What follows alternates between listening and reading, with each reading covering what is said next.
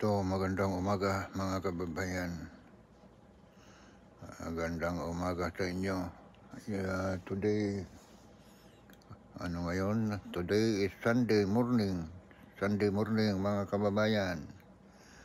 Magandang umaga sa inyong lahat. So ito, punta pagpakainin si Litang. Ito, bubuksan ko itong ano. Hindi na mabuksan. Ayaw lumabas kasi nabasa. Umambon yata, umulan mga kababayan. So ayan, ito papakainin natin. Yan, nandyan si Litang, ayaw kumain. Yung pagkain na may pagkain dito pero gustong gusto yung mais at saka may lettuce siya. Naubos na yung isang piraso, 3 araw lang yata. Okay mga kababayan, dito muna. Magandang umaga, Sunday morning.